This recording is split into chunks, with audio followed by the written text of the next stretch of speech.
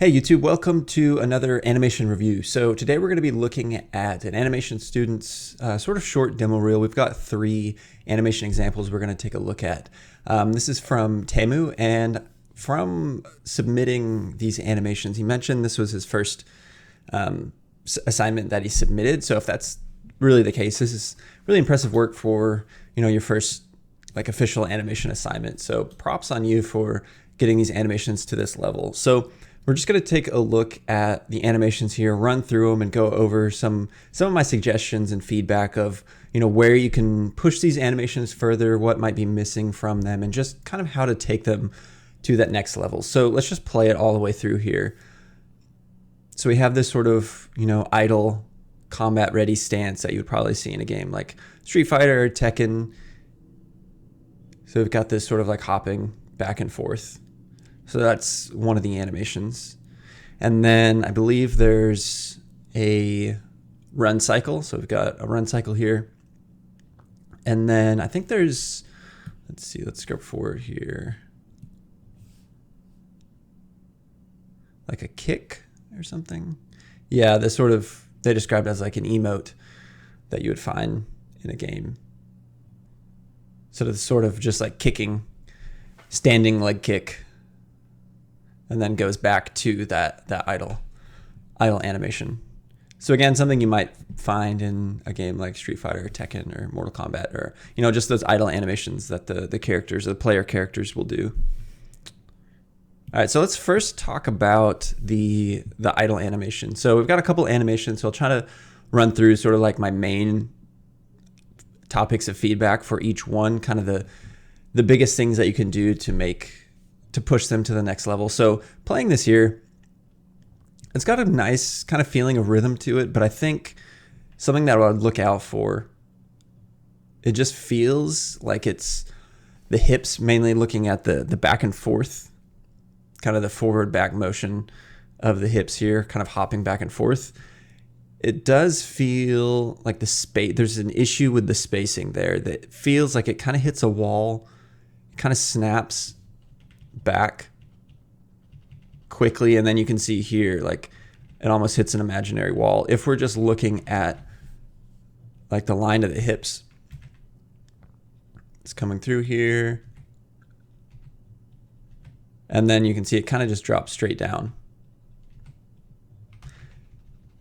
So the hips are traveling this way, and then suddenly kind of just clink, and then hits, and then drops straight down. So something you would want to look out for is really paying attention to the overall arcs on the hips. And that's the main thing I would take a look at in this animation, is taking a look at the overall hip movement, because that's the driver of the animation. Your hips here are basically doing, driving what's happening with the body. So you want to make sure that that's working really well. So really track your arcs through here and make sure the hips are traveling through a nice arc motion. So there's not any quick hitches. You can see here, if we're just tracking the arc, like let's just pick this point right here and kind of jump through. I'll jump through a couple frames to kind of see, but the path of the hips, it feels a bit sharp. So we have it hit a wall here coming this direction too. So it's moving up, slows down, and then just starts dropping straight down. So as it's going forward, you'd probably still want to have the hips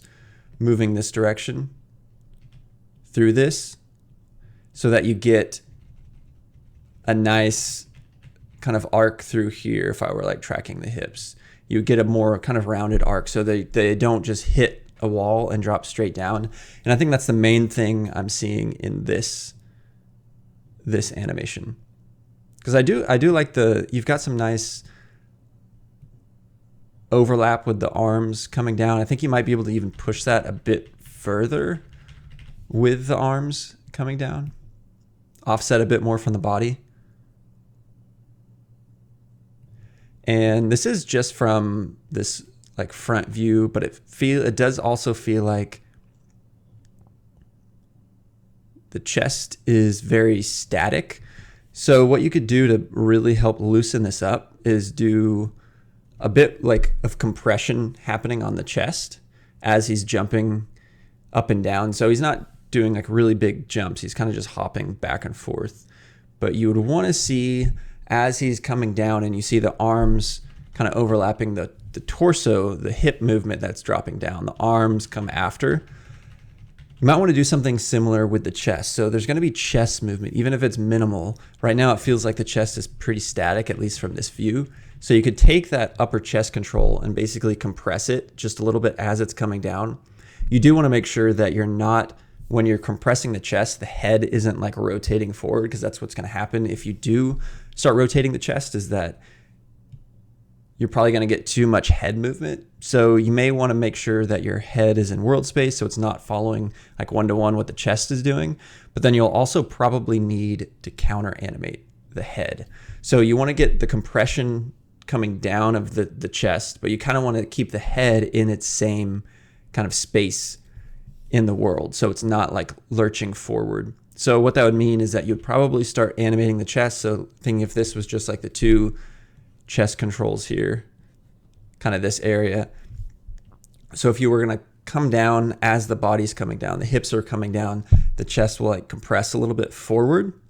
You would probably need to rotate either this control here that you have, or even the main like hip mover control, and basically counter animate that movement. So as you bring the chest and rotate the chest forward, it's going to bring the body forward. So then what you do is grab the lower control and rotate that back. So that way you get that chest compression, but it's kind of happening kind of straight up and down. So you get the feeling of the compression of the chest, but it's not kind of affecting the overall, movement of the body. So before we kind of move forward from this animation, I just wanted to take a look at a few examples, and these are kind of longer. So this is got kind of a similar feeling to your animation, but not quite. I think this one is going for something quite a bit like looser. And I think let's just run forward through here. It might be more of the Tekken example for what I think is a little bit closer. This guy's got something kind of similar, just the hopping back and forth. But again, this is a little bit looser, and I don't think that's exactly what you're going for with your animation. Let's jump to the Tekken example. So I think this one's feeling a little bit closer to yours as far as the hopping back and forth. Definitely a little bit faster though, a little bit snappier. Again, I think this might be a good example you can kind of take from as far as the movement that's happening on the hips, traveling through really nice arcs through that. There's some nice compression on the chest happening there. I think this one might be pretty good. So this one doesn't have as much forward-backward movement as yours does, but I do think it's pretty close in that there's not like a ton of overlap. So some of the other examples of the hopping back and forth, they're like really loose and there's a ton of overlap happening with the upper body. This is kind of maintaining that sort of like ready pose that yours is, with some nice offset.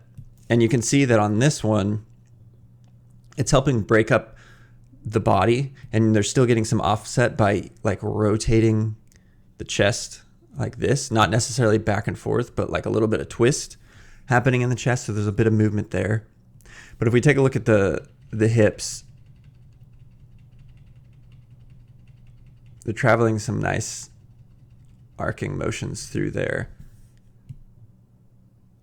So it doesn't feel like they're, hitting the wall, hopping, left and right. So I think this is a good one to take a look at. But yeah, the main thing I think is, taking a look at your hips, making sure they're not hitting a wall there. Same with like the legs and the feet. Something that you could do to break this up nicely is offsetting the feet, making sure they're not quite hitting a wall. So yeah, look, like if we take a look at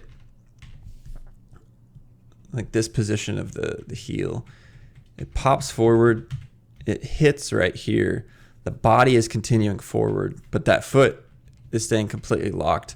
The heel is staying at its same rotation. So we're getting this weird like locked feeling of the foot. I would make sure that this is, you know, loose through here. So maybe the foot doesn't hit its furthest extension, which it does right here, and then maintains that same rotated amount through the rest of this movement, and then it comes back down. I would make sure that it's continuing to like lift up, getting a bit more offset on the foot. Maybe having the foot, this foot, since technically it would be kind of the push-off foot, you could leave it back just a couple frames longer on the ground before it starts moving. That way you don't get this like locked position on this foot where it just locks in space and then the body drops down. So that's the main thing on this one. Let's jump to the run cycle, or kind of like sprint cycle. So I think this is a really good start. You've got, you know, all your main poses here. I think the biggest thing that I'm feeling is that I feel like there's probably too much movement on the head. Too much of the head moving back and forth with the body. So we're seeing the head, you know, in this space right here, jump forward, then it's all the way down here, then it's all the way back up. So something with sprint and run cycles, taking a look at like reference of the real world, a lot of the times when someone's running or sprinting, or especially sprinting, their head actually gets more stable and like kind of locks in place. And it's a lot of their like lower body. So they're trying to keep the head stable as the faster that they're sprinting. So that's something you'll notice taking a look at, you know, video reference of running or sprinting, is that a lot of the time the head will stay kind of in a pretty similar position in space. And I think I actually have, let me pull up an example that we can take a look at. So let's pull this one up. So this is a good example of a couple different like speeds of, you know, like jogging or running. And this might be good for kind of seeing how that head moves. So starting out slow, you can see there's some head movement back and forth, but even this speed, the head is staying pretty straight up and down. There's not a ton of like forward, backward movement happening on the head. And then we see that even more exaggerated the faster that someone runs. So again, the head is trying to stay pretty straight. And then here, the head is basically like locked while the lower body's doing all the movement. So that's something important to keep in mind, to look out for when working on a run cycle, is that this like kind of bobbing of the head back and forth is not something that happens too often. So I would try to just stabilize that head movement a bit more.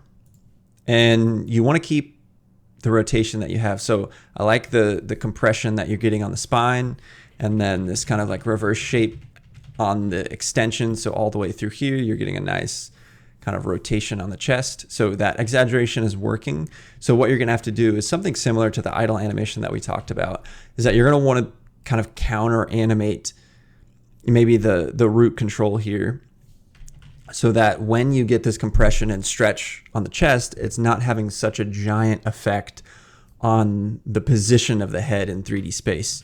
So if the chest is stretching like this, let's say this position right here, you'll probably, during that compression here, you may need to counter animate one of the torso controls to try to keep that compression on the chest. But one of these lower controls will allow you to kind of still keep that compression, but rotate the entire chest back a little bit to kind of just watch out for where that head is in 3D space. And something else you can do is that you might be able to exaggerate the up and down movement a little bit that's happening on the hips.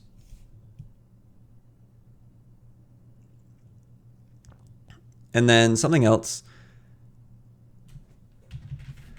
that could be fun is like maybe just getting a tiny bit of overlap in the arms. So rather than staying in this complete locked elbow pose where it looks like the arm is staying basically like locked in this position through the whole run cycle, so there's no overlap, you might be able to, as the arm drops down, maybe not as exaggerated as I did here, but get that elbow out a bit through some of this, so it's kind of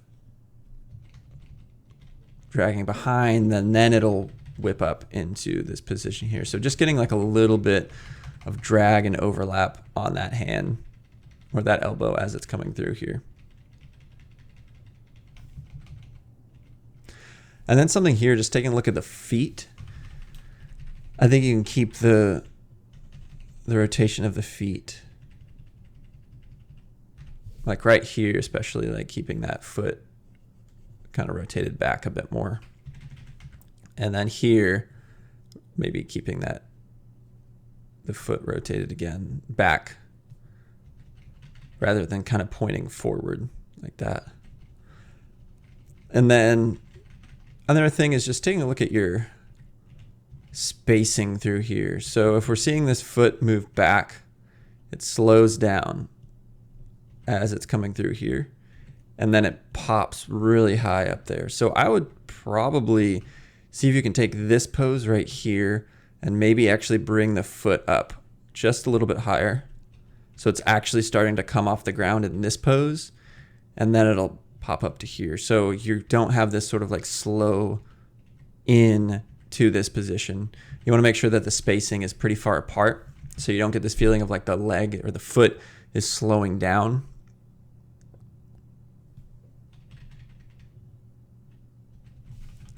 And you don't get like such a giant pop in the foot. And we can really feel it here playing through this giant pose change, position change of the foot as it slows down, then pops straight up.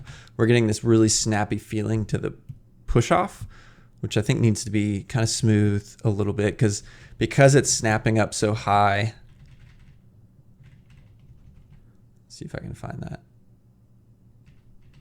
Right in here, because it's snapping up all the way up here, we feel like it pops up, kind of holds here, and then starts swinging forward. So it like really just pops into position quickly. So I think the feet are feeling a little bit snappy. Something that I did want to show is actually on this exact same rig. I did a test of a run cycle a while back. This is definitely a bit more of like an exaggerated version of a run cycle. Yours, I think, is a little bit closer to how someone would actually run in real life, but this is kind of a bit more exaggerated of like a sprint of basically, pushing the entire upper body forward and like leaning the upper body forward into it. But you can see on this, I have a bit of head movement, again, probably more than obviously what you would see in real life, like the video reference that we looked at, but just trying to keep the head like locked in space there, not as much like rotation back and forth. So the head is trying to stay locked while the upper body is doing all this movement. And I can frame by frame here. So even though this is happening really quickly, we're taking a look at the arms through here. The arms are kind of getting loosened up because we've got this kind of drag happening on the arm and the elbow. So it's starting to straighten out on the downward and then coming up really high, the elbow getting into that position. And so just loosening up the body like that can be really nice.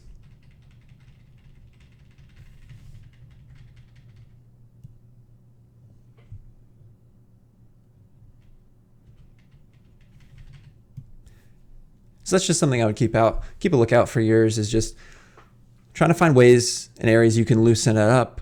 Maybe push that up and down movement, take a look at the spacing on the feet, and then making sure your head is trying to kind of stay locked in place for that. Cool. All right, let's jump to this last one. That's starting from your idle and then going into that kick, that like side leg kick. Cool. So I think really the main thing on this one that's feeling kind of generally a bit off is that I would really just take a close look at some reference of this. Like first looking at this animation, it's kind of hard to pick, exactly what some of the issues are. And even for myself, I needed to pull up video reference of an action very similar to this to actually get an idea of what the body is doing and what are some of the things that you can do to make this feel a bit stronger, have a bit more like oomph and impact to it, where it feels kind of just a bit not quite as powerful as I think it could feel. So I think the kick, the actual like spacing and stuff on the kick is feeling pretty nice. You've got like a nice big snap to it. But I think where you're going to want to take a look at is just, the upper body, how the upper body counters this movement, the movement that's going to happen on the upper body with such like a strong kick of the leg. It's going to have obviously a pretty big effect on what's happening with your chest. Whereas right now it feels like the leg is kicking, but then everything kind of dies. So I'm going to take a look at a few examples that I found here that might not be exactly what your animation is, but it does kind of give you an idea of kind of what's happening with the upper body and how to maybe make it feel just a little bit stronger. And this was something to, at least with this one, that I noticed, like yours, it feels, I think the whole motion to get like into this position here, it kind of feels like one kind of slow movement of the body, whereas this is definitely a bit faster. So it's like the held moment of this is definitely shorter than yours, but it does have a pretty strong feeling of impact here. And then if we look at, again, like what's happening with the hips, so the leg kicks out. And there's some really nice like foot movement too. If we take a look at the heel, kind of how the heel is like pivoting through this motion.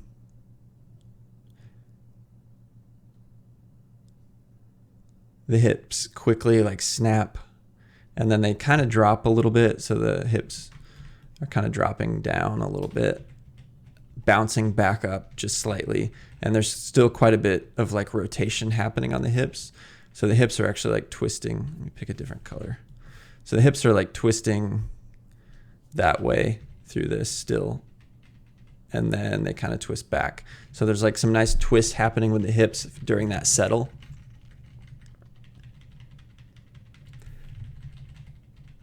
And then as the foot like comes in, there's like a really nice held moment. So it is a bit different than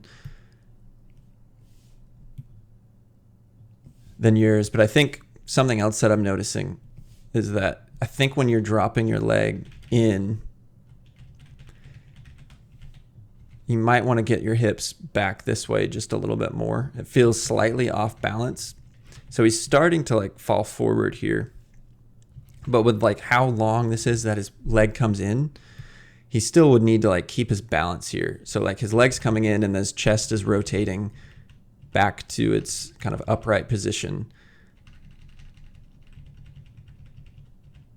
But it feels like the hips need to be this over here a bit longer before it kind of drops forward for that foot. So you can see that the foot hasn't even hit the ground quite yet. So in this position, it's not quite on the ground.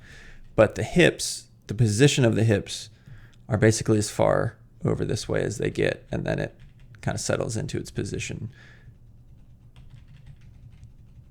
So you'd want the hips to be like looking at this pose right here. I would probably bring the hips a bit more over here, directly over this leg.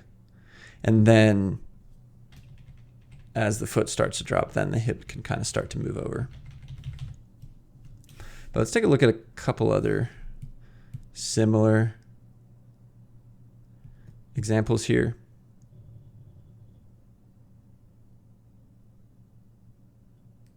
Again, like this one's got some nice like chest movement. So basically the hips are rotating this way. We're getting like twist like this in the chest. The chest is rotating that way. Then right when it hits, then we see some nice like movement of the chest rotating back the other direction.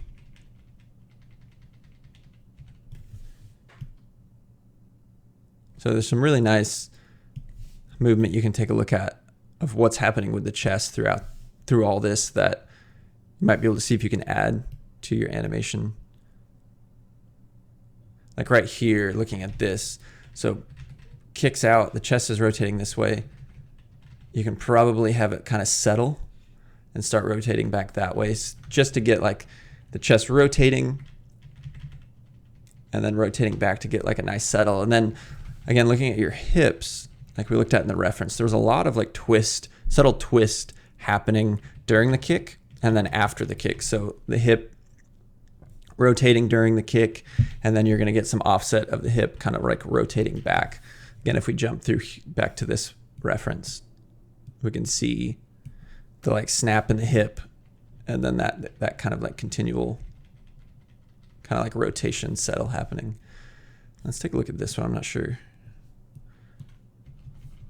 This is kind of like a double kick, but again, a lot of very similar upper body movement happening through this. So even though it hits really hard, the rest of the body is still going to have some kind of residual movement happening. So that's like the main thing I would take a look at on this. And also maybe getting the hips down a little bit more, and then the kick would be the full extension of the hips coming up, and then they might settle back down. So you can see like when your kicks and you get to that main extension pose, looking at like your hips, your chest, everything kind of just locks, whereas you'll still want to get some movement. So the hips can get into their highest extension here and then kind of maybe drop down a little bit and just get that kind of like kick and then like that drop settle of the hips. The chest is still going to have some rotation happening. The arms are going to be offset a bit, kind of dropping down, and we can see that in basically all the examples here. If we take a look at the arms, there's just that nice kind of follow through and overlap on the arms happening. Now, a lot of these are like faster in that they don't hold the kick pose quite as long as yours, but you can get some really nice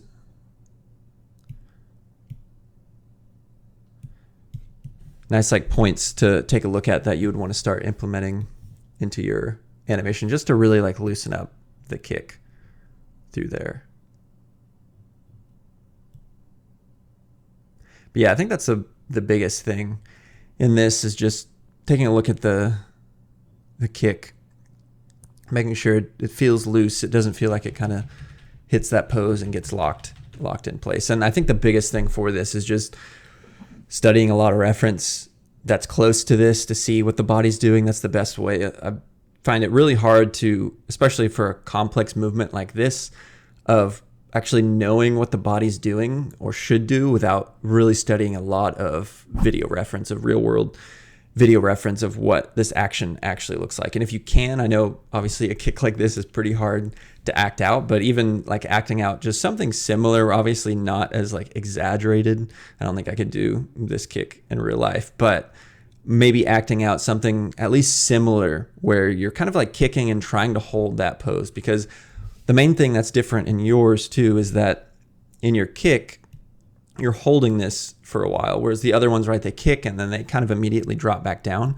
Whereas yours, you're kicking and trying to hold that pose for a long time. So just trying to act out something similar to see what your body does when you do this action and you're holding this pose. Like, how is your body like maintaining your balance? There's going to be a lot of like shifting happening. The hips are going to be kind of countering what the chest is doing. There's going to be some nice overlap in the arms. Your hips are going to have, you know, my guess would be when you kick up, you're going to drop into the pose that you actually settle in to hold a bit longer. They're not going to stay completely as high as they are through this entire section where they kind of like lock in place. That's something that's really hard to actually figure out until you find reference that really closely matches the action that you're trying to do in your animation. So yeah, these are the main notes that I have for this animation and the biggest kind of points of feedback. And I think the biggest things that you can tweak on your animation to have like the most impact as far as pushing them to the next level. So thank you for submitting this animation for feedback. If you would like to get your animation reviewed like this and featured on the channel, just send me a DM, whether it's an Instagram, LinkedIn, or Twitter. Just send me, a video of your animation or your reel or whatever you want me to check out. And then I'll do the same feedback session as well. So if you found this helpful, please leave a like and don't forget to subscribe.